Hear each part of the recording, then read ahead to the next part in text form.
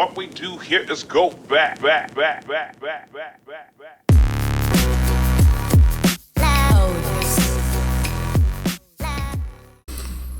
Hello and welcome to Mr. Toyama's AP World History. This is Chapter 19, The Increasing Influence of Europe.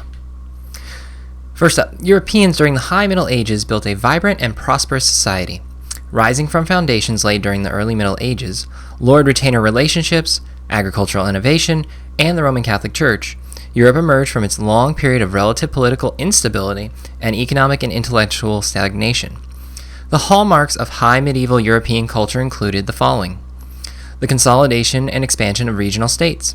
These powerful states sometimes were organized by local rulers and based on lord-retainer relationships, as in France. Other times they were direct conquests, as with the Norman invasion of England. At other times they were supported or encouraged by the Roman Catholic Church, like the Holy Roman Empire. The economic revitalization. With renewed agricultural surplus, the population expanded and Europe began to re-urbanize. Cities grew, and with them grew business, industry, trade, and educational institutions. Long-distance trade networks reappeared, especially in the Mediterranean and Baltic and North Sea regions. Continued presence of the Roman Catholic Christianity in virtually all aspects of high medieval life. Though both traditional church institutions and the mass appeal of popular religious practices, the church prospered during this time. The Roman Church's influence was felt in education, philosophy, literature, conquest, and travel. In the High Middle Ages, Europe began to interact with increasing regularity with the other regions of the Eastern Hemispheres. Its days of relative isolation were over. So first up, we have the late Byzantine Empire. It was in the 11th century. There were wealthy landowners who undermined the theme system. So if you go back to what we were talking about before in the Byzantine Empire in chapter 16, we talked about the theme system being a system where lords or basically people in charge of those areas with land hired oftentimes free peasants to work on their land, or they allowed them to work on their land in exchange for taxes, which was the main way that they got those monies that they were able to use then to have armies and conquests.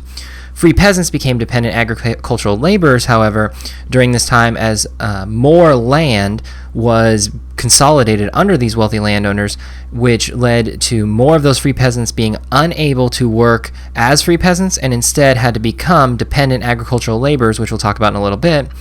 This led to diminished tax receipts. Under the old system of the theme system, the peasants were able to work as free laborers or people working for themselves. We would call them maybe independent contractors today. And what they would do is they would collect or farm their goods, and then they would pay taxes on those goods to the lords of that area or the person in charge of that area. And they would pay those taxes, which would then lead to helping that lord have a standing army or more money or just more stuff. This diminished tax receipts started to undermine the theme system, and it'll transition into another system that we'll talk about in a minute. Challenges from the West. Western European economic development.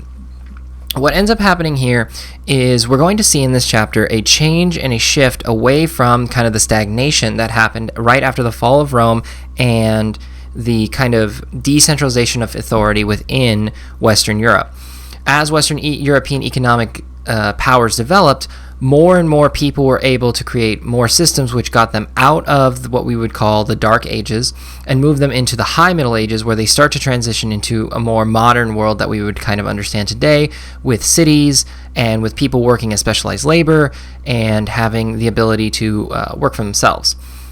The Normans from Scandinavia press on Byzantine territory. So these Normans are originally from Scandinavia. They are occupying northwestern France as well as the Scandinavian areas. They press down into the Byzantine territories of Anatolia. The Crusades of the 12th and 13th century rampage through Byzantine territory. We'll talk about that in a bit. And Constantinople in the Byzantine territory, the capital city, is sacked in 1204 during the Fourth Crusade under the Venetians. We'll get to that in a bit. The challenges from the east. The Muslim Seljuks actually invade Anatolia, which is the area, that little peninsula that the Byzantine Empire sits on. And they originally threatened the grain supply. Remember that if we go back to the Roman Empire worked under a system of having kind of areas of trade or areas of control that they were able to get things that they wanted or needed, specifically food. And as the Muslim Seljuks invade Anatolia, they're able to threaten the grain supply that leads to the Byzantine Empire, forcing them to have economic distress and also food shortage problems. The defeat of the Byzantine army in 1071 at Manzikert creates a civil conflict between Byzantine forces. So after the Byzantine army is defeated in 1071 at the city of Manzikert, or at the Battle of Manzikert, it creates a civil conflict where these peoples within the Byzantine Empire start to fight amongst each other, having a civil war. The Seljuks, during that time, take over most of Anatolia, and the Crusaders from Western Europe control the rest. This period of steady decline until the Ottoman Turks capture Constantinople in 1453 under Sultan Mehmed II. When they get there in 1453, rename Constantinople Istanbul. Now, the Byzantine Empire will last in our section up until about 1453, and we see it as kind of the carrier of the torch of the Roman Empire up to this point. They still spoke Latin. They still had recognized the Western Church, as we talked about before in chapter 16, and they see the world in a lot of ways as kind of the heirs to the Roman or Latin tradition. Well, this all changes in this chapter, well, in a few chapters from now, but as we move in that direction, the Byzantine Empire slowly starts to decline. Here's a map of regional states of medieval Europe from 1000 to 1300 CE. In the bottom right, you can see the Byzantine Empire, where Constantinople is located on the mouth of the Black Sea. That's going to slowly be taken over in the east by the Muslim Turks, or Seljuk Turks, and then you have the western half of the Byzantine Empire, being taken over by many of the Crusaders as we get farther on into this time. In the very center, we have the Holy Roman Empire. We're going to talk about that in a bit. Then we have the establishment of England and some of the other bigger countries that we'll get to eventually. Next, we'll have the Holy Roman Empire. Otto I of Saxony takes advantage in the decline of Carolingian Empire to establish the kingdom in the north. We've talked about this idea before, that as centralized imperial or strong centralized government falls apart, local lords establish control over small areas in absence of those strong leaders. So Otto I sees the vacuum of strength in his local area, specifically northern Germany in the mid-10th century CE, and what he decides to do is to establish a larger regional kingdom for himself in that area.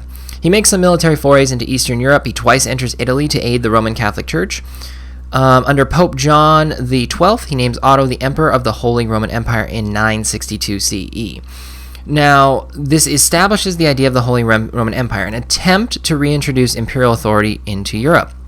During this time, in the chapter 16 we talked about before, after the fall of Rome, there isn't really any central emperor, there isn't really any leader that many people in the former Roman Empire could look to. Byzantium was very far away in Anatolia. Most of Western Europe was left to fend for itself under these local regionalized rulers. And under Otto I of Saxony, after his defense of the Roman Catholic Church, he is named the Emperor of a Holy Roman Empire, which took up a large section of Central Europe. There were tensions, however, between the emperors and the church. For example, there was the investiture contest, the late 11th to early 12th century. Pope Gregory VII attempts to end the practice of lay investiture. Now, the problem with the evolution of priests from the Christian religion in Western Europe during this time had some issues. In the old system, under the Roman Empire, the titles of, for example, bishops and priests were oftentimes seen as civilly placed, which meant that the government placed those people into their positions. However, with the introduction of Christianity and the adoption of the systems of the Western Roman Empire into Christian life, the problem becomes who's really in charge of those priests. As Pope Gregory VII attempts to get rid of the lay investiture, or the ability of emperors or local regional peoples to place priests and bishops into their positions, he effectively is trying to wrestle back power from those local leaders and place it back in himself as the Pope or the leader of the Roman Catholic Church. Through the practice of fighting with these emperors, he eventually excommunicates Emperor Henry IV, who lived from 1056 to 1106, which excommunication again means kicking out of the church, meaning that there were a number of things that kind of associated with that. He was no longer allowed in Roman Catholic churches. He, in many ways, would have seen himself as being unable to enter heaven because he would have been kicked out of the only religion that said that if you want to be a part of the afterlife with Jesus and all he's done for you, you have to be a part of the church. But since the Pope has kicked you out of the church, you now are in serious danger of no longer being able to live a life in heaven. The German peoples then take an opportunity to rebel. German princes enhanced their independence during this time. Because of the inability by both groups to really come to an agreement on this, these German princes decide that they're going to do their own thing. This eventually will come back when we talk about Martin Luther and why he's able to be successful in his Reformation efforts, with the Catholic Church eventually leading to Protestantism. But these German princes really are able to do their own thing, largely because no one's really telling anybody who's in charge. It was quashed with some difficulty, this investiture contest, but really it keeps coming back to who is really in charge of the church, who is in charge of the civil authorities, such as the leaders of areas, and who's really in charge in general, and who places who in the power positions. Next, we have Frederick Barbarossa. He ruled from 1152 to 1190 CE. Frederick I, also known as Barbarossa or Red Beard, attempted to absorb Lombardy, which was northern Italy, into his sphere of influence. Popes did not want him to gain that much power and actually created a coalition of aid from other states to force him to back down from that time. But through this process, there is a tension that is created, a push-pull factor, or a push-pull between the powers of who is really in charge. Again, we're going back to kind of the Pope versus the emperors, or Pope versus the kings. Who is the person that's supposed to be making the decisions, and who places those priests who in a lot of ways acted like local authorities in charge? Now, at this point, you might be asking yourself, what was the Holy Roman Empire and why was it so effective? The issue really becomes kind of trying to establish a centralized or imperial system that was to kind of replace what had been absent in Western Europe since the fall of the Roman Empire. The Holy Roman Empire, as quoted by, or as mentioned by a famous philosopher later named Voltaire, said that it was neither holy nor Roman nor an empire. So when you think about where the Holy Roman Empire was located, it was located in central Germany, not Roman. It wasn't really holy because it seemed like the emperors were really not getting along very well with the Pope, who's supposed to be the seat of all holiness. And it wasn't really an empire because nobody seemed to listen to those people who were placed in charge.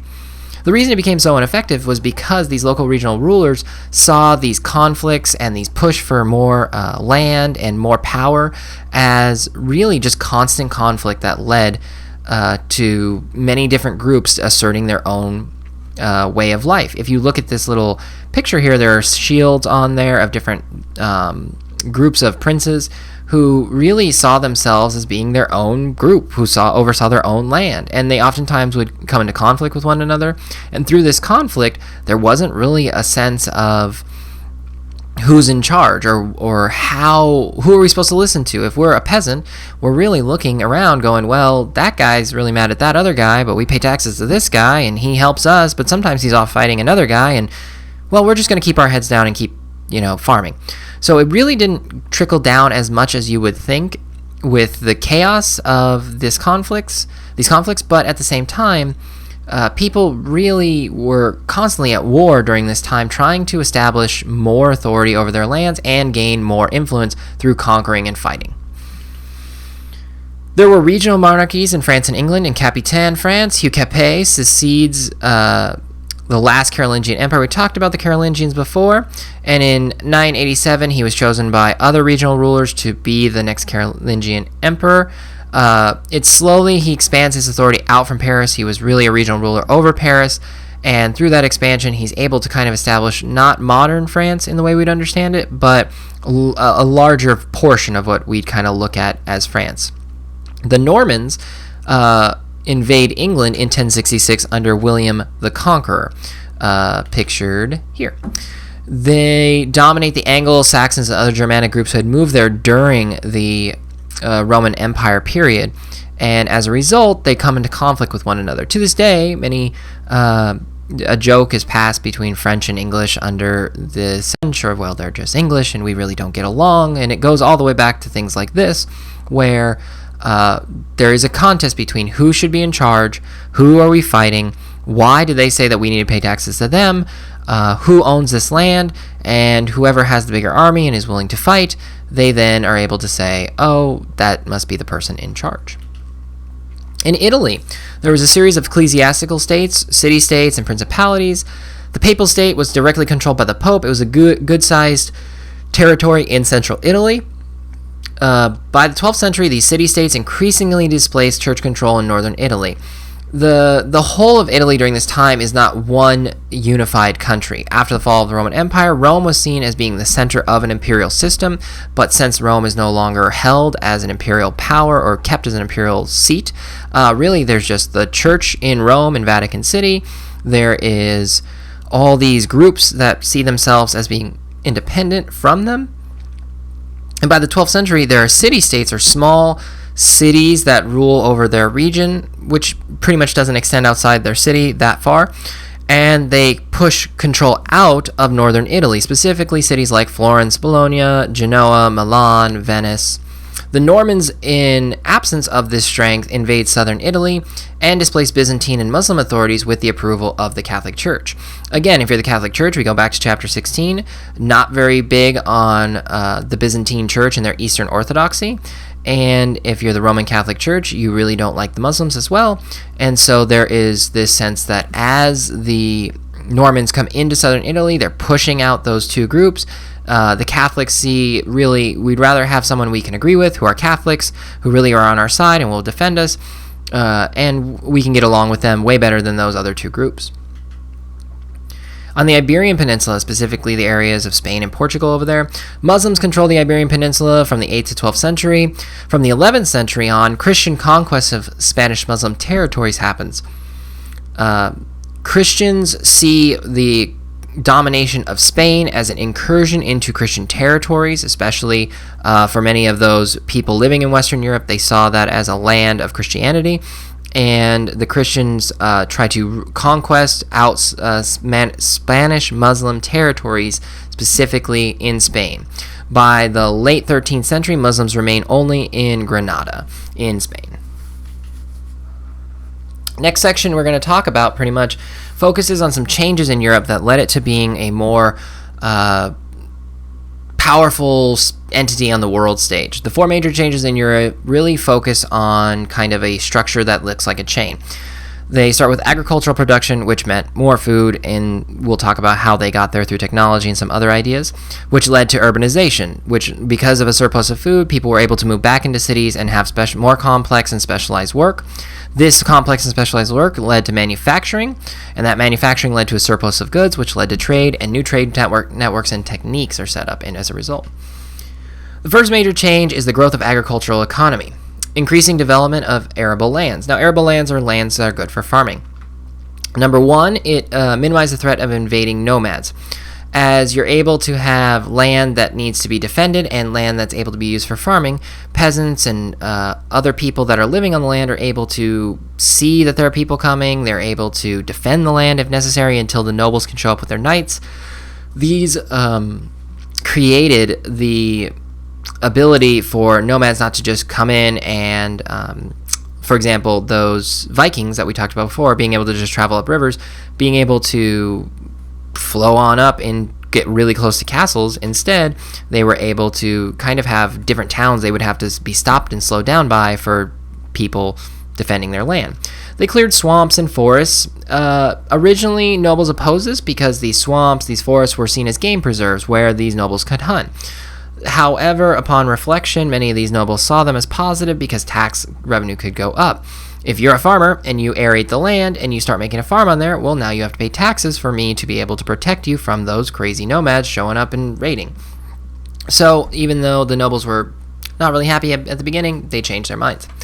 This leads to improved agricultural techniques. As people are able to understand more and more about agriculture, and much of the information is disseminated throughout Europe, they start to learn a couple things. Number one, they rediscover some ideas about crop rotation. There's less depletion of nutrients. When you plant crops, if you plant the same crop in the same area of land over and over year after year, what will eventually happen is the soil will lose out on some of the nutrients that make that crop or assemble under the soil. You know how science works. And that depletion will result in less agricultural yield, meaning they won't have as much food, or the food won't be as nutritious, or it might not even grow at all. In crop rotation, what you're doing is you're rotating what specific crops you're placing in specific tracts of land, so that as the plants grow, they are able to take different nutrients that were from the soil and put back into the soil other nutrients that naturally occur during the growing process of food. At the same time, many of these peoples are creating fisheries or lakes where they populate with fish, and they're able to increase their protein in their diet. They domesticate animals, which lead for fertilizer and food, as they're able to understand that fertilizer through their droppings are able to add more nutrients to the soil. Then they get new tools, specifically horseshoes. As the horses walk on the soil, they can get cracks in their hooves, causing the horses not to be able to pull as hard, not being able to work as well, or even injure the animal to the point of making the animal useless. Horse collars. Originally, you placed basically a rope around a horse, and you kind of hit it while it pulled a plow until it basically went forward and dragged the plow behind it, helping you to aerate the land. But with horse collars, it moves the point of contact away from the horse's neck and places it more on its shoulders and upon its chest, and so the horse is wearing more of a backpack, and what it does is it helps it to pull stronger, and it wouldn't allow the horse to be choked. Horses being choked while they pull plows is not a good plan. This leads especially to people experimenting with new crops, especially beans. This is a protein that many peasants could readily afford, helping their nutritious calorie counts go up, and it's also a nitrogen fix for the soil, as talked about with the crop rotation techniques. Here is an example of a horse collar. You can see it's sort of around the horse's neck, but really it's more placed upon like the chest of the horse, and you can see the additional parts where it actually wraps around the center of the horse. And since it's wrapped around the center of the horse, it places the weight less on the horse's throat and more upon its like stern, like right in the middle. Here's a picture of a horse, by the way, and how like big and powerful these horses that were pulling these plows. Originally, these farmers were using oxen, and as they transitioned to the horse collar, they're able to use horses, not hurting the horse as much, but being able to give the horse the ability to pull a lot more weight. And because horses are faster than oxen, they are able to aerate land quickly and efficiently. Here's a chart we look at all the time, which is population growth between 800 and 1300 CE in Europe. There's our arrow going up, and we talked about this before about the as calorie counts increase, population increases, but I do want to make a mention that there's a kind of an addendum to it, or a supplement to it, that as efficiency of production increases, population increases. What we are seeing here is not necessarily the establishment of more food. What we're seeing is the efficiency of being able to create more food through different techniques like crop rotation and the use of technologies. Through this production increase, this efficiency of production increase, population goes up as a result. It's less about like having food or not having food, but actually having the ability to create more food with less land, or create better food with less land. Second major change is the revival of towns and trade. It's again a three-part chain. As the food supply increases, many people are not necessarily needed to work on individual farms, so urbanization follows the increase in food supplies. This urbanization is the reintegration of the peasants or the farmers into the cities, and this leads to specialization of labor. Since Roman times, this is the first time it's happened since Roman times, the cities become the centers of economic and social development. It's similar to the agricultural revolution. If you look back to what we talked about all the way in the first chapter, as people are able to not have to work all the time to find food, they're able to create for themselves jobs that create money or trade that they can then use to give themselves food. So that we don't need a whole bunch of farmers, we need a bunch of efficient farmers who then are able to free up time for others so that we can have economic and social development through specialization of labor. The third major change leads from manufacturing. As specialization of labor happens, Many cities start to move into manufacturing of goods with a surplus. Textile production becomes huge. Clothing, tapestries, drapes, things that are made out of cotton or wool. And through this manufacturing and this surplus, we lead to the fourth major change, which is Mediterranean trade. As Western Europe moves itself back into the world stage as being a place of having enough food to take care of themselves and also a surplus of food, which leads to more goods that they can produce, they're able to take that and trade it to the Mediterranean. If you think about where Western Europe is, it is not really centrally located compared to, say, India or China or Eastern Asia. So as a result, many of the traders were able to take their goods from Western Europe, get them to basically the Mediterranean. From there, they would be placed on boats, and many traders would be able to travel around the world, taking their goods far and bringing back some of those more exotic delicacies that people liked. Italy is well positioned for sea trade. To the west, it has Western Europe, and it has Byzantine and Muslim trade to the east. And eventually, they will lead all the way to their goods will be able to get to India, where we'll talk about Emporia later, and then eventually to China. Italian colonies are established in major ports of the Mediterranean and the Black Seas, and this is kind of the start of Western Europe getting back into the groove of international trade. Fourth major change continued, the Hanseatic League. Hansa, as it was known, is an association of trading cities. This was kind of a response to what was happening in the Mediterranean. Many of the groups that were still doing the urbanization, still doing the agricultural change, still doing a lot of the shifting that we just talked about, are kind of far away from Italy, or it's too expensive and costly through taxes and tariffs to get those goods from the northwestern Europe to Italy to be traded out. So there's trade in the Baltic and the North Seas. Poland, northern Germany, Scandinavia. Now here is a network of roads in the ancient Roman world. This is Roman cities, these are Roman roads, and I wanted to show you this because I wanted to make mention of the kind of lasting impact that the Roman world had on Western Europe. To this day, many people can still see the traces of the Roman roads, and in many places in Western Europe, those roads are thousands of years old, originally kind of carved out in the directions that they were as a result of the Roman Empire. And then from here, we're going to overlay the map of the Hanseatic League. You can see it up in the top, as the green little box shows. Those red cities are pretty much the Hanseatic League, an agreement of trade networks between those peoples that really had good trading ties, was able to make money between one another and trade goods farther and more efficiently than before. There's social change. So back in the chapter 16, we talked about a little bit of the three estates and feudalism. Now, feudalism, I want to clarify, was more about the ad hoc relationship or impromptu or non-formal relationship between lords and people who fought for them.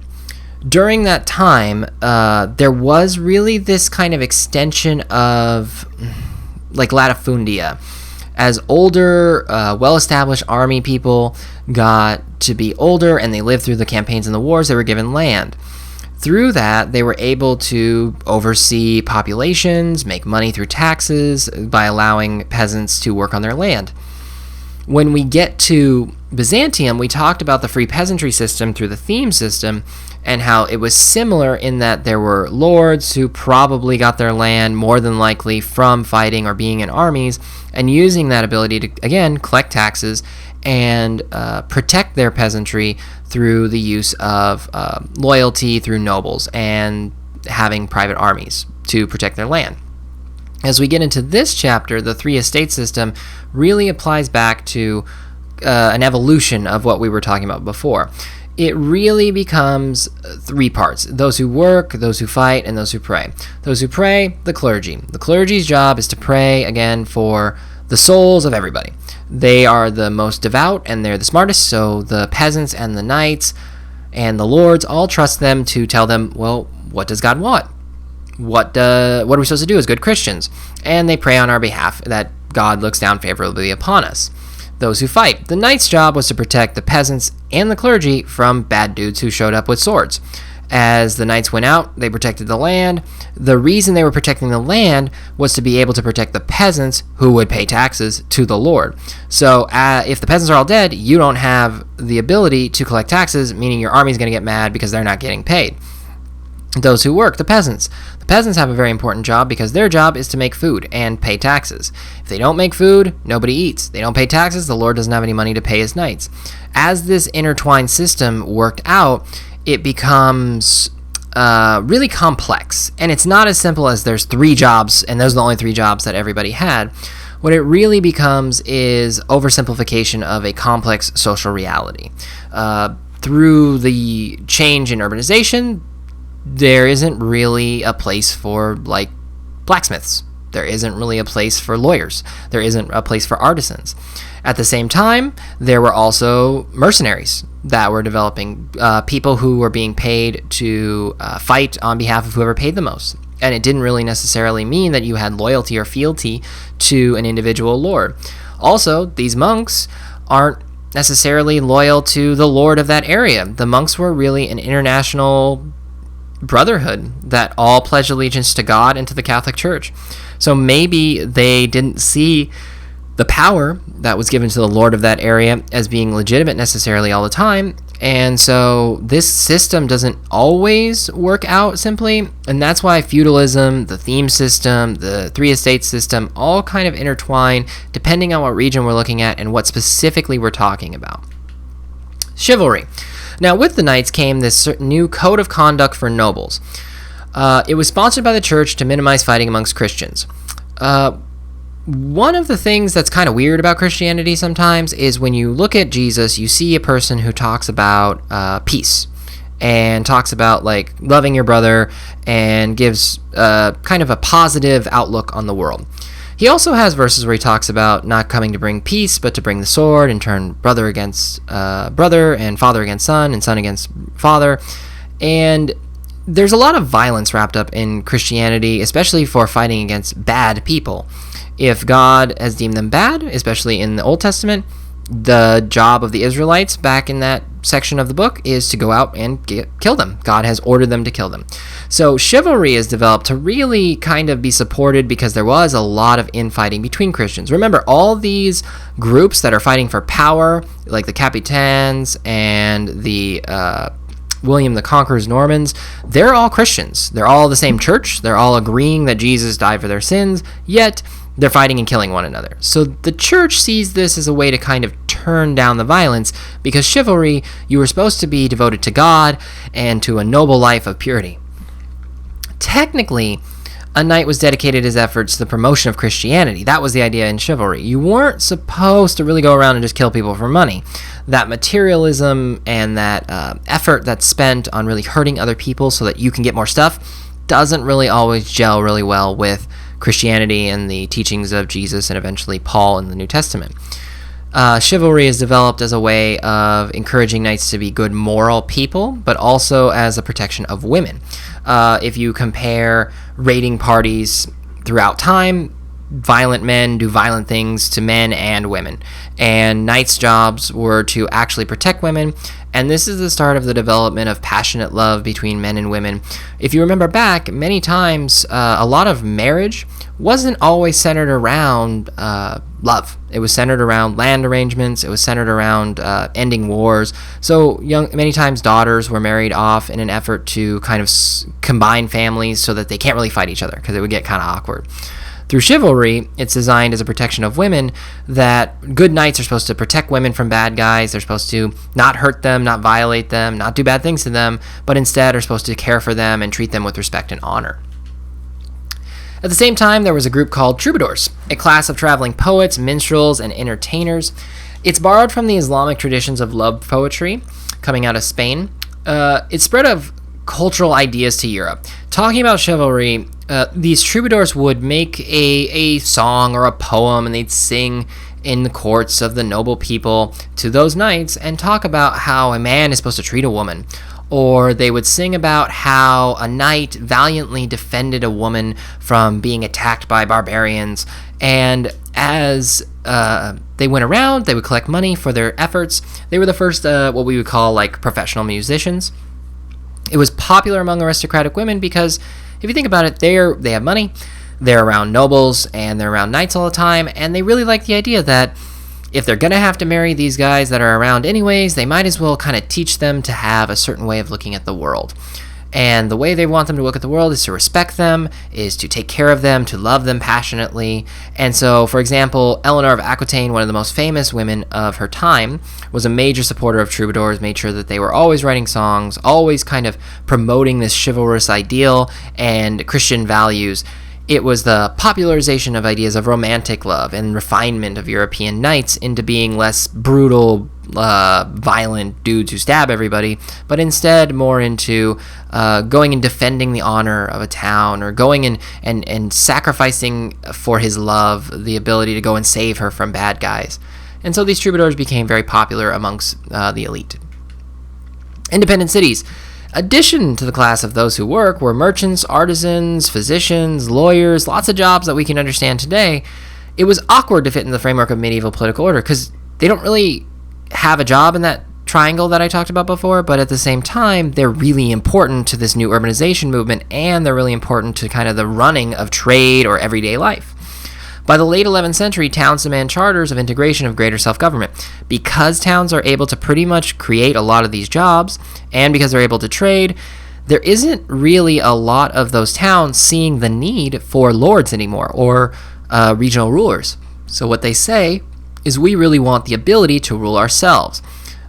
Different cities see the need for a big army to not be necessary because they have food themselves and the city can pay for that army. Or when it comes to food, if they actually need food, they could trade goods that are made in the city for food to farmers or food to other traders who are looking to make more money. So by the late 11th century, these towns don't see the need for this old feudalistic or estate system. Guilds start to form. They're organizations of merchants, workers, artisans. We can compare them to unions today. By the 13th century, guilds control a good portion of urban economy. A way a guild worked is like this. Pretend you're a blacksmith and you make swords. As a guild worker who is a blacksmith and makes swords, you would probably spend a lot of your time working on swords, making swords in your warehouse, or your workshop. Many of these guilds did things by restricting membership to the class or group who could do that work. So the way they did this is they had people who were apprentices, or people who would learn the trade. As they would learn the trade, they would be taught a very specific way to make that good, specifically, like in my example, swords. If you were one of my apprentices, I would teach you exactly how you're supposed to make this type of sword, and I would teach you the steps and the process, and I would teach you until I felt you were confident enough to do it yourself, and then I would let you kind of do it on your own. They would maintain price and quality control. Price, because let's say there are multiple blacksmiths in a town. If you're a part of a guild, you pretty much are all guaranteeing that your swords are good, and the work is probably plentiful enough. What you want to do is try and create a price that's fixed, that everyone can kind of agree on, and make a nice living. And then the people will come to you and say, how much for the sword? And you might say 20 gold pieces or whatever. And if they went down to the shop down the road that was another blacksmith shop part of my guild, the same sword would be the same price. We wouldn't be competing with each other, and that would allow us to kind of have an understanding that we're kind of in this together. We can support one another. We can work together. We can make enough on our product that we're able to have a comfortable life rather than kind of undercutting one another through this process. And quality control. If you've ever bought anything that's like a cheaply made thing or a knockoff of something, they're not really the best quality. They might work for a while, but they're nothing compared to probably the real thing. And that quality control was something that these guilds prided themselves on. The ability of guilds to say that if you buy a sword from one of our guilds, it's going to work great. It's going to cut people in little pieces or whatever. It also created a social support network. Guilds built guild houses, and in there they would have the families of the guilds, or just maybe the men of the guilds. There were women who were allowed into guilds. They could support one another on festival days. They would come together and they would hang out. Or if you just needed a place to relax, you went to the guild house. And many times it became the places of just bar for that group. We see that today with like lodges, or there are union houses. There's one down the street from my house that is like a local welders union, and there they do the paperwork for the people, help them out, maybe train people, make sure membership is being taken care of. They deal with problems. Say somebody's not doing what they're supposed to be doing, they make sure to go and talk to that person, help them, support them in any way they can. They also provide kind of a respite for those people who are part of the guild. Urban women. New economic opportunities for women. Women in most of history have not been doing great. They don't really have a lot of opportunities. They're pretty much owned by whoever male is like oldest and closest related to them, whether it's their father or their husbands or even their sons if both are dead, or their brothers. So women, as a result of this new urbanization, are able to have new ways of making money. Before, they were just farmers working in a field next to other farmers trying to eke out a living. Through urbanization, women dominate the needle trade, being able to create textiles. It's something that is kind of suited to at least the mindset of women, of how they saw women during that time. Women could sit at home or in a workshop. They could work without laboring in the hot sun or laboring in the fields. They could use a small needle and make something very pretty and sell it for a lot of money. Many women were admitted to most guilds, meaning they had that apprenticeship system. They had the protection of the guild when people were trying to undercut them or abuse them in any way. And there were some guilds for women only in Paris, for example. The book talks about how there was a few guilds that were just women only, and they were probably needle trade guilds. But guilds were great for the men as well as the women, is what this slide's talking about. Cathedral schools. During the early Middle Ages, European society was too unstable to provide institutions of advanced learning. You didn't really have time after the fall of the Roman Empire. There were too many people running around stabbing people. There wasn't really a centralized government. Nobody really had any free time because you're really just supposed to get up, take care of the farm, make sure that everybody's not dead, and then grow some wheat and then pay your taxes. But now, as urbanization happens, people have more leisure time and people want to get educated. Some rudimentary education at monasteries, and occasionally there were scholars at courts, but then we move into the High Middle Ages now when we're talking, and increasing wealth makes education possible. If you were an educated person, or if you were a wealthy person, you had the ability and the luxury of being able to pay others to educate your children, not necessarily in what you did, but in things like Latin, literature, philosophy, some law, some medicine, some theology, and as a result, cathedral schools were created. Schools were called cathedral schools because they were based in cathedrals. They were large buildings. They're not really occupied during the weekdays. So children would go there, learn from educated teachers, and then they would go back home. And when they grew up old enough, they were able to have more knowledge and probably help out in different ways. I mean, you guys get why education is important, I hope. Universities then spring up. Academic guilds then formed in the 12th century, both student and faculty organization. The student guilds were formed as a way to protect students from the burdensome taxes and kind of abuse that towns put on them. Many towns saw students as being vulnerable. Because they don't really have anything that they can offer to the town yet, many places charge students a lot of money for staying. They charge them overpriced monies for goods. And the students were there to able to force the cities to actually provide them with housing or food or shelter, whatever it may be, and they were able to have strength in numbers. At the same time, faculty organizations were formed to protect their independence of teaching from local rulers or from the church, and students also, during this guild and faculty time, argued that they should be taught by good teachers and that those teachers should make an effort to try and teach them the best they could, rather than you could imagine if you were supposed to go and find a teacher and there was no schools and there was no system of schools, you might just pick a bad guy who doesn't really know much and makes it all up and doesn't teach you anything. Through this process, students were able to push back against faculties in the towns. The faculty was able to argue that students need to have a certain amount of expectations, and through this process they were able to have higher standards of education which were promoted, and the faculty was able to also give out degrees, what we call degrees today, which allowed them to tell students that yes, they learned from the teachers or the faculty in Paris. So now if they wanted to go somewhere else, they had the ability or the right through these degrees that they are qualified to teach in other areas. During this time, there was an influence of Aristotle. What happened was, after the fall of the Roman Empire, the Romans were really good at keeping the libraries, but in Western Europe, because of the Dark Ages, they lost a lot of translations of different works of Aristotle. Latin translations of the Byzantine Greek texts circulate in Europe. Jewish and Muslim scholars, on the other hand, provide other translations from Arabic translations. And through this process, Western Europe starts to discover more of the writings of Aristotle.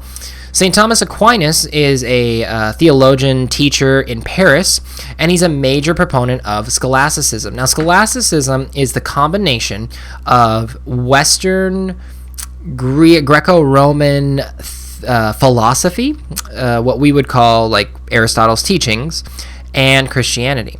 St. Thomas Aquinas believed that scholasticism was the way the world worked. It was a synthesis of Christianity and Aristotle. Aquinas believed that Aristotle was talking about the way the world worked. He just didn't know about Jesus and God yet. So obviously, he just couldn't finish his argument. It's like listening to somebody who's making a lot of good points, but they don't really have the end in mind. And St. Thomas Aquinas would say that, of course, Aristotle was telling the truth, and it's great. Everything he said was awesome, but you need to now add the Christianity part, and that makes it a complete picture. And through this process, Aquinas is seen as a major founder of the way the Western world looks at theology. They look at logic and reason, and through this process, this Western Europe kind of goes on a wholly different track than, say, Eastern Europe or even Eastern Asia. At the same time, many of the lay people, the people who weren't priests or weren't really well educated, didn't really care that much about scholasticism. They really didn't understand Aristotle because they probably couldn't read because they were too busy farming. So the things that really got to them was more the sacraments, the things that they did on a daily or that they interacted with on the daily life that affected them.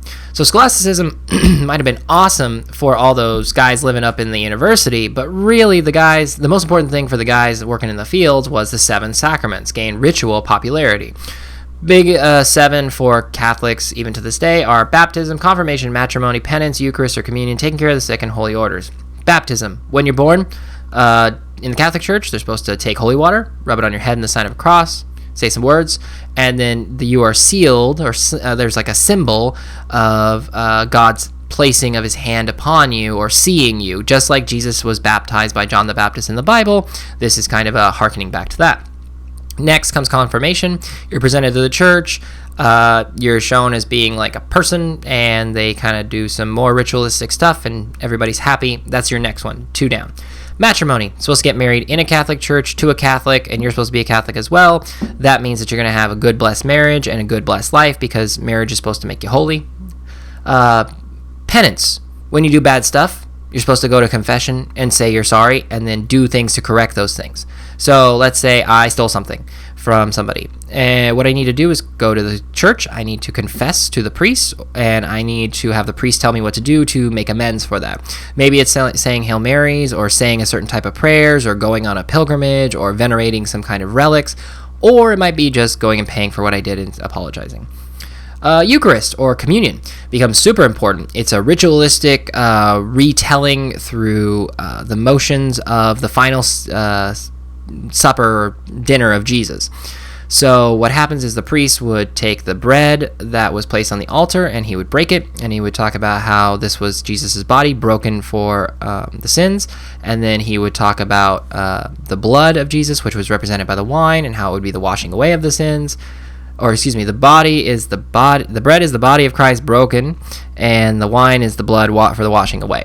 And this becomes really important because that's kind of the main thing you do at every Catholic mass, is you watch the priest do this. Now, many churches in the Catholic Church, you actually partake of it. And during this time, it pretty much was just done as kind of like a play, and nobody really ate it. Taking care of the sick. That's a big thing. You got to go around. Jesus healed the sick, so your job is to make sure that you got to try and make sure they don't die. And holy orders. If you're kind of wanting to or doing pretty awesome, you want to be a priest, or you might eventually rise up to a bishop or a deacon or something, and you want to be a part of the church and help organize and support it in any way you can. Now, all 7 sacraments are not necessary like for every person, but for sure the Eucharist became very important during this time. Devotion to saints are another big thing.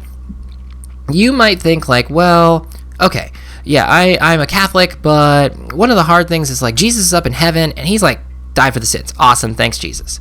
God, he's running the world, so we can't bug him. That Holy Spirit thing, they might not really completely understand, but what they do say is like, okay, those saints, those people that like we hear stories about and we tell each other about, those guys were awesome, and they were just like us, so I can try and be like them, or even if I can't try and be like them, they might like care a lot about like what we're doing down here, and so I can pray to them, and then they will intercede or talk on my behalf to God or to Jesus, because they're awesome, and like I'm just a bad sinner down here on earth. But if I tell like for someone like example the Virgin Mary or Jesus's mom that I need some help, maybe she'll tell Jesus to help me out, and then that'll work out really great. There's a story in our book that talks about how one man apparently prayed to the Virgin Mary to save him from a hanging, and she like saved him.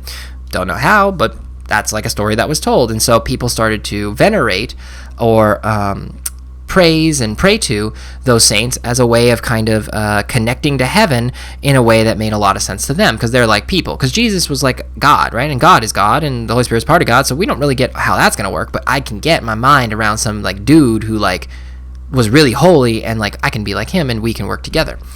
Well, he can work on my behalf.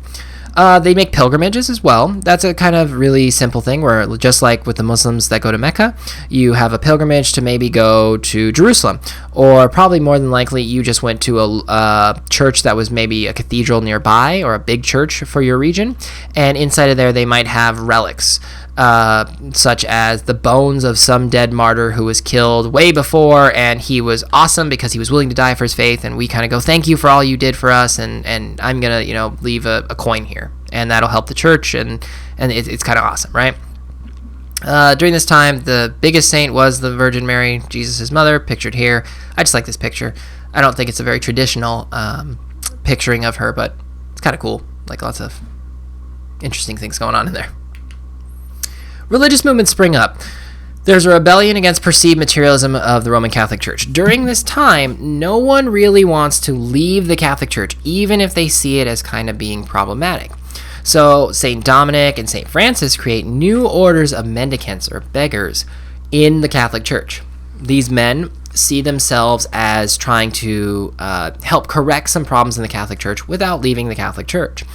St. Dominic and St. Francis believed that the Catholic Church became so like materialistic and really focused on like this world. They were always involving themselves in politics and war, and it seems like Jesus wasn't really big into politics. It seems like he was really into like helping the sick and wandering around talking about the gospel, and so they see their job as really going around as preachers, and wherever they would go, they would preach for a while, and then they would ask for donations or for food or for stuff to just be given to them as a like payment for their bringing of the story of the gospel that's found in the Bible. They took on vows of poverty. They didn't really own anything except for maybe a robe, maybe a Bible, maybe something to eat food out of, but really they had very few possessions. They became popular preachers because in many areas those populations, those newly urbanized centers, had lots of people in them, and not everybody could go to church at exactly the same time, or maybe people just lived far away, so these preachers were able to bring the sermons and the gospel to those people that weren't able to make it to church all the time, but they could congregate in their local area, and those people could preach. They were religious zealots and very opposed to heretical movements. They were very anti people kind of doing their own thing. They still saw the Catholic Church as being important. They just thought that it was kind of losing its way, and they were trying to help correct it. Popular heresy springs up during this time, specifically the Waldensians. They are in southern France, northern Italy. They urge more lay control or common people control of preaching and sacraments. They thought that the Bible doesn't really say anything about like priests doing everything, so we don't understand why like we can't have just like normal people preach if they wanted to, or why can't like normal people just give the sacraments, especially the Eucharist. Why do we have to have a priest do it? Why can't we just like do it in our homes? And the Borgomils and the Cathars, or Albiginians, flourished in both Byzantium and Western Europe. They were ascetic regimes. Remember back to the ascetics that we talked about before, rejecting all worldly happiness, basically, and rejection of the official church. They went even more extreme, believing that the Catholic Church was corrupt and that it was not even worth being a part of. The government and the church do mount a campaign to destroy both. A couple reasons. You're the government, you don't really like people challenging authority, period. And if people start to listen to them and they start to turn on not just the church but on the local authority, and you are placed in that authority by either the Catholic priest or you have a good relationship as a Catholic with the church, they might turn on you. And if you're the church, you just don't want people messing with your vibe and making sure that your message is still getting out to the people in the way you want it to get out. And by telling people not to listen to you, it's causing lots of problems. By the 14th century, only around a few in a remote locations, the Catholic Church does a really good job of stamping them out as heretics.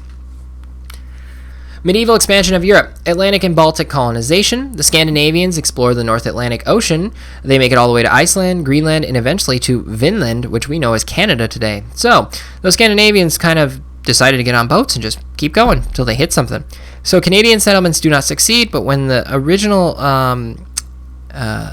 reports come back, they see it as being a land of plenty. It's called Vinland because they find vines of grapes there originally, and we're not 100% sure if they left or if they all died there, but we do know they abandoned the settlement and they don't succeed as a result. This is the first incursion into North America that we can really record. Kings of Denmark are nominally converted to Christianity, which means they saw Christianity as beneficial. They kind of liked it, but they still held on to their older traditions and religions. Sweden and Finland follow shortly after. Then we get to Crusading Orders. Religious Christians form military religious orders, specifically the Templars, the Hospitallers, and the Teutonic Knights.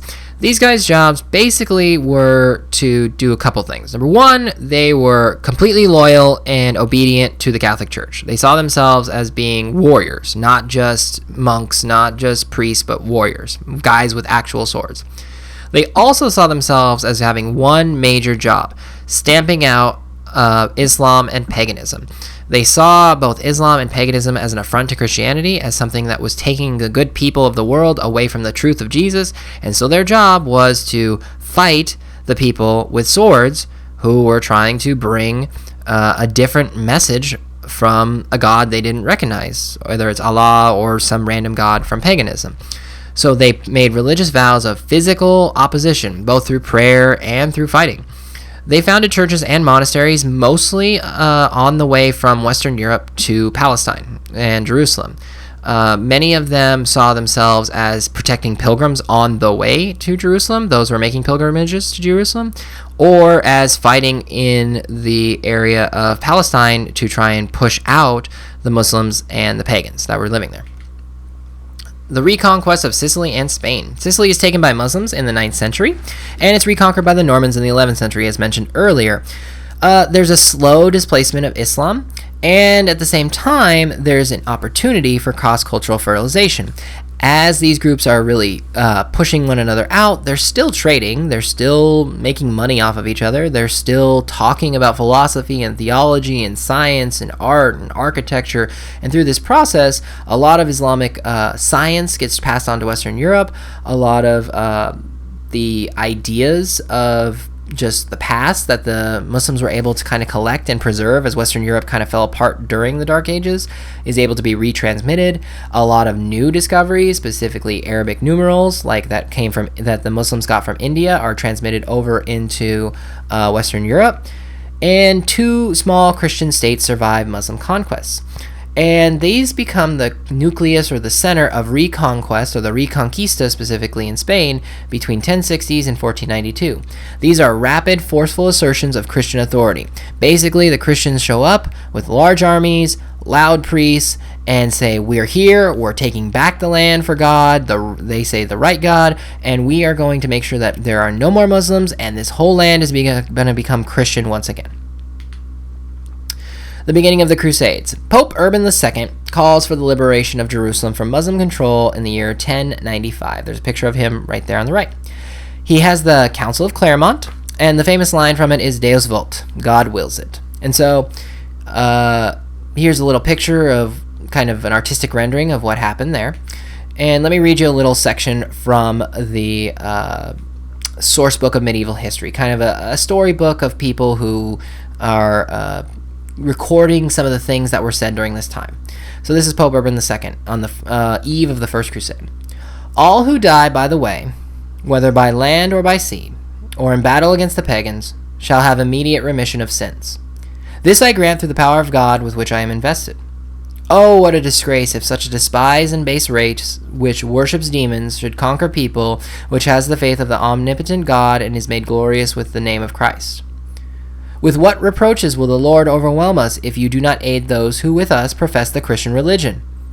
Let those who have been accustomed to unjustly wage private warfare against the faithful now go against the infidels, and end with victory this war which should have been begun a long ago. Let those who for a long time have been robbers now become knights. Let those who have been fighting against their brothers and relatives now fight in a proper way against the barbarians. Let those who have been serving as mercenaries for small pay now obtain the eternal reward. Let those who have been wearing themselves out in both body and soul now work for a double honor. Behold, on this side will be the sorrowful and the poor, and on that the rich, on this side the enemies of the Lord, on that his friends. Let those who go not put off the journey, but rent their lands and collect money for their expenses, and as soon as winter is over and spring comes, let them eagerly sent out on the way with God as their guide. Well, that's kind of a powerful little thing, but let me kind of talk a little bit about it. Number one, kind of talks about some of the things that we need to kind of practice. This new AP test that we've been looking at has a lot more common texts in it, and it has a lot more primary sources that you just need to look at, kind of decode a little bit, so I kind of want to spend some time and look at it. First up, all who die by the way, whether by land or sea, or battle against the pagans, shall have immediate remissions of sins. The main thing that Pope Urban II is talking about is that all who go on this crusade will immediately have all their sins forgiven. That was not a guarantee during this time, especially before Martin Luther and his whole argument about faith and being able to have forgiveness of sins without the need of a priest. So this was an attractive offer. If you're a knight and you kind of feel bad that you've been killing a bunch of other Christians, or you've been fighting a lot of people, and maybe you're just kind of a drunken douche, you now are having the ability to make it to heaven even with all the bad stuff you've done. This I grant them through the power of God, which I am invested. The Pope was, during this time, believed to have the power of giving complete remission of sin. Oh, what a disgrace if a despised base race which worships demons or conquer people who has faith on upon God, make glorious with the name of Christ. Go fight the Muslims. With what reproaches will the Lord overwhelm us if you do not aid those who with us profess the Christian religion? God will be mad at us if we don't help those Christians living in Jerusalem.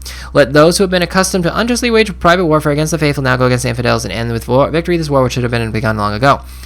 Those who are used to fighting their Christian brothers should now go fight the Muslims, because we should have started this war long ago and we're totally going to win. Let those who for a long time have been robbers now become knights. Anybody who's bad, now become a knight, pick up a sword, let's go. Let those who've been fighting against their brothers and relatives in a proper way against the barbarians. You've been bad fighting against your brothers, go fight the Muslims. Let those who've been serving as mercenaries for a small pay now obtain the eternal reward. As before, if you were a mercenary, you were getting small pay, fighting bad dudes, probably even people you knew, but now you can earn the eternal reward or heaven. Let those who've been wearing themselves out in body and soul now work for a double honor. Let those who have been doing lots of labor, now why don't you, instead of getting money, you're going to get heaven. Behold, on this side will be the sorrowful and the poor, and that the rich, this side the enemies of the Lord and his friends. Let us go, not put off the journey. It's going to be awesome. We're going to win. Let those who go out put off the journey, but lend your lands, expenses, go on winter's over, let them eagerly come the way God. Okay. Go out right now, rent your land out, go get some stuff like armor and swords and stuff, and then start once winter's over, and God will guide us. Make sense? Pretty easy once you take it all apart. First Crusade is what we just talked about, from 1096 to 1099, the more organized expedition. They eventually captured Jerusalem in those 3 years, largely due to poor Muslim organization. At first, they were a little confused. Many Muslims didn't understand why they were under siege. They understood that these people were here to kill them, but they didn't really understand what the deal was. Christians weren't really mistreated, neither were Jews in Jerusalem. Many of them just had to pay the jizya, which was the tax for the unbeliever. Jerusalem was well maintained. Mosques were erected, but so were churches were kept up. Temples of Jews were there. Everybody kind of not really got along, but for sure it wasn't complete violence and chaos the whole time. So as a result, Muslims are unable to rally around Jerusalem and defend it. However, Saladin, or Salah al-Din, recaptures Jerusalem in 1187, and there's a picture of him on the left right there. Medieval expansion of Europe from 1000 to 1250 CE. If you zoom in on the little parts of what we would call like Palestine or the Middle East today, we have the Kingdom of Armenia, County of Edessa, Principality of Antioch, the County of Tripoli, and the Kingdom of Jerusalem. If you look at our map, we have these arrows that show kind of the route of the First Crusade. They went from Paris, and then they went through the Holy Roman Empire, and it took a long time. There are many, many, many sad stories about these Crusaders running into people who were actually Christians but didn't look like Christians they knew and were practicing Christianity differently than them, and they still slaughtered them thinking they were Muslims. There are many stories of tons of people starving on the way there because they didn't have enough money and food. As the Crusaders went from town to town, they would see like price inflation.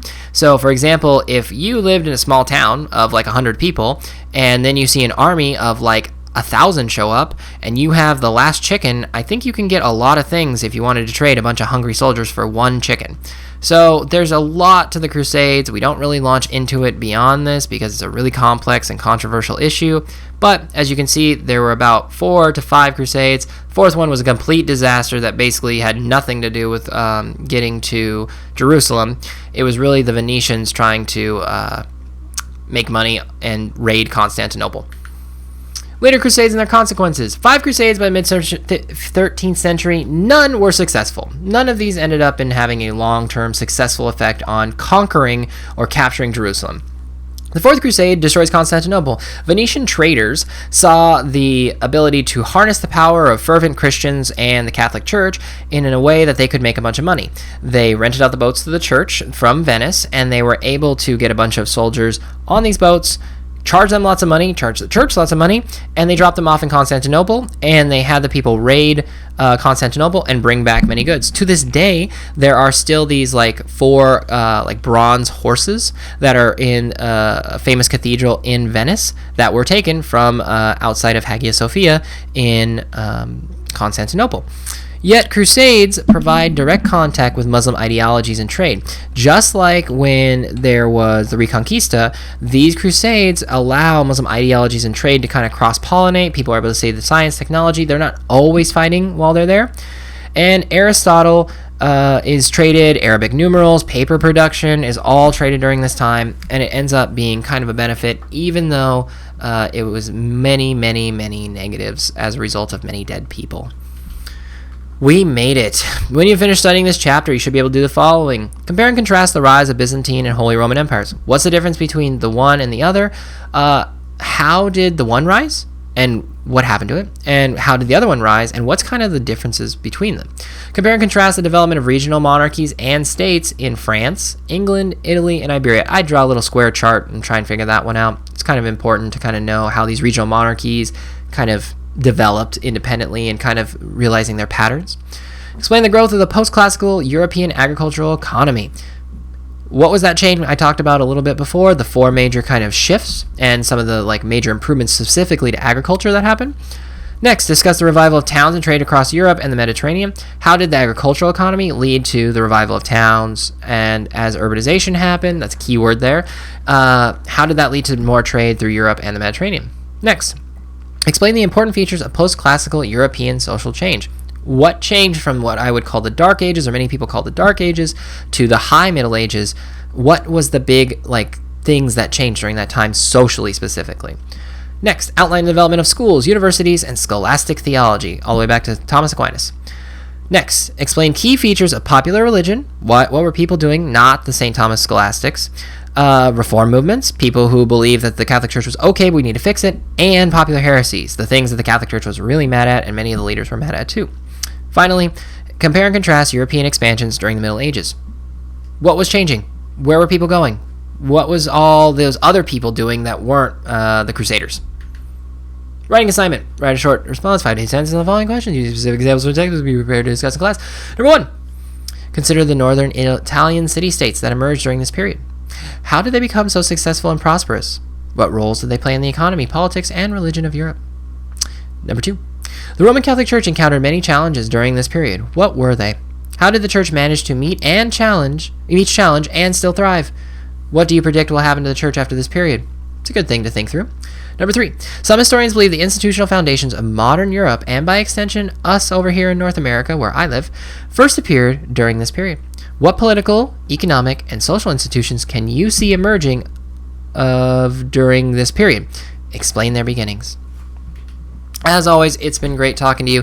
Now it's time to reread that chapter. I hope you've been following along. We've made it all the way pretty deep here into our book. We're nearing the end. You should be kind of taking some time to really review your chapters, really getting prepared for that AP test. If you have any questions, please feel free to comment on the YouTube channel. As always, thanks for stopping by. Thanks. Bye. What we do here is go back. Loud.